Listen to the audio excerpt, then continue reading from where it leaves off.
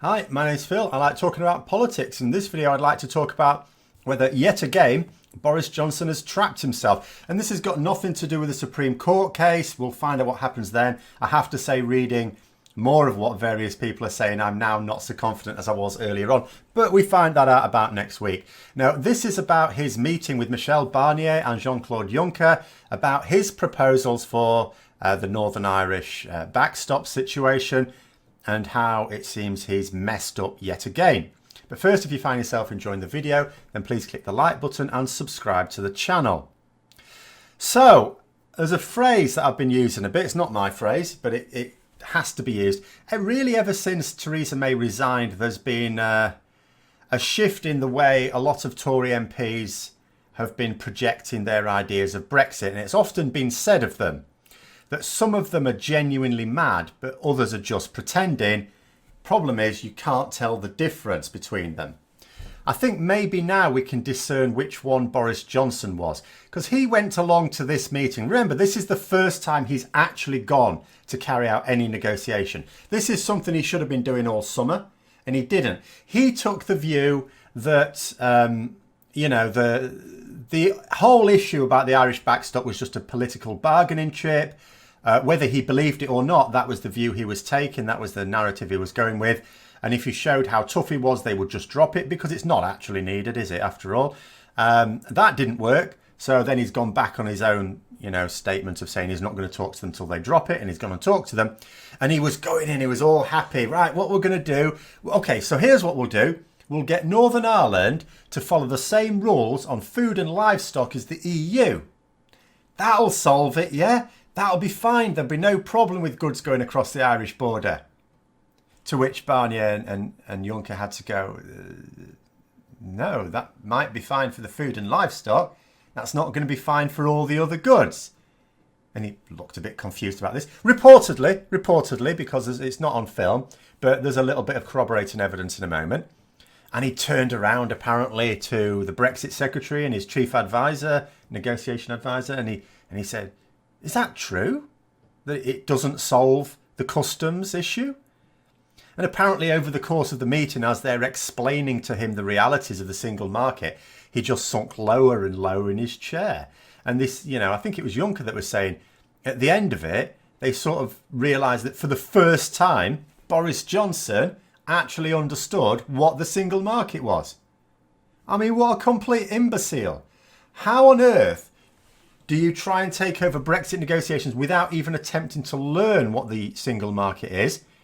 And the problem is that it's the way Boris Johnson's thinking about it. So I was talking about this at work, and one of my colleagues says, well, the problem with Boris Johnson is he doesn't focus on the minutiae. He just says, do this thing, and he lets others worry about the details. And that's exactly right. The analogy I always use, it's like he's ordering the civil service to go to the moon using a ladder.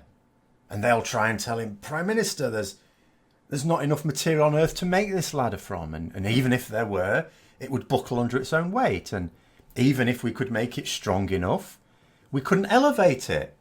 And even if we could somehow do that, we couldn't anchor it to the Earth. And let's say we could do that, we couldn't then anchor it to the moon. And well, let's imagine we could do all that. Then you're resisting the rotation of the moon and the Earth, and you would cause Armageddon, quite cataclysmic changes across the whole globe.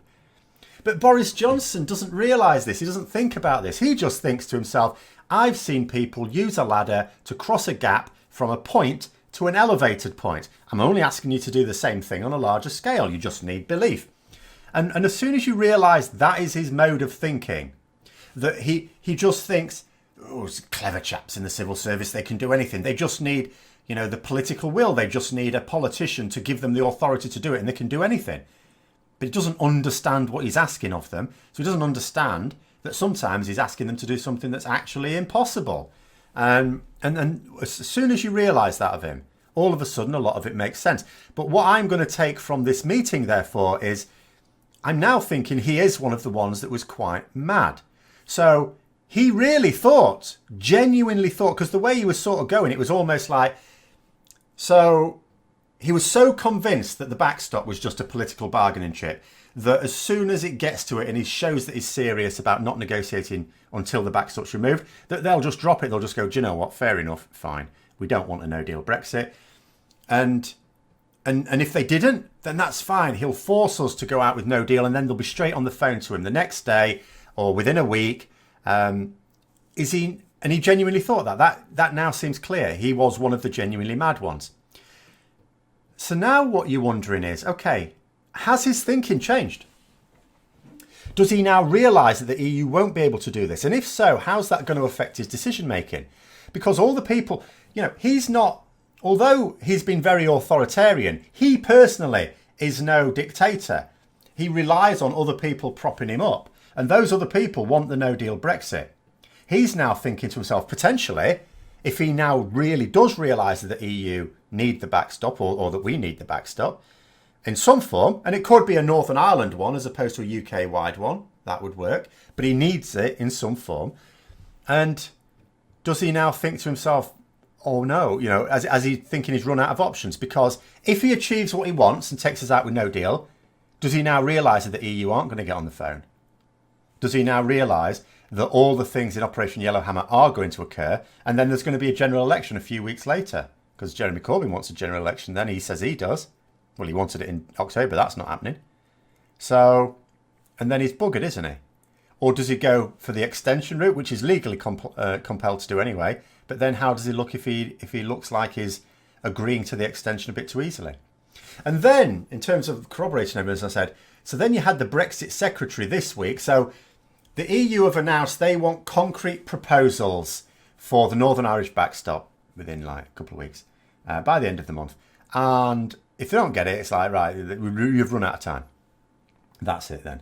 And we've written straight back going, nah, we're not going to stick to your timetable. But the Brexit Secretary has actually said, look, we need another year to do this. You may be thinking, oh, are we asking for an extension of 1 year now? That's grand. Parliament get behind that. No problem. No. What they've said is, we need another year. But that's fine because the transition period would last another year. Problem is that the transition period is part of the withdrawal agreement that they're not backing. And even if they did, it's doubtful that they can get through Parliament, especially now that people don't even trust him to be serious about a deal.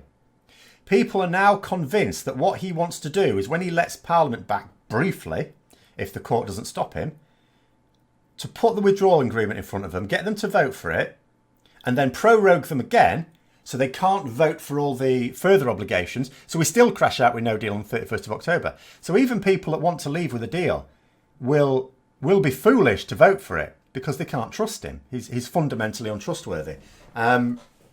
So, yeah, I'm just now thinking, has he now just shot himself completely in the foot? And more to the point, does he now realise it? Is he thinking to himself, has he got to try and arrange for an extension that makes it look like someone else did it? But then he opens himself up to weakness for not being able to take us out on October the 31st. And along come the Brexit Party and start chipping away at him again. But anyway, I thought you'd leave you those thoughts. Let me know what you think in the comments below. Hope you found the video interesting. If you'd like to support the channel further, then please click the Patreon link for details. And until next time, I'll see you later.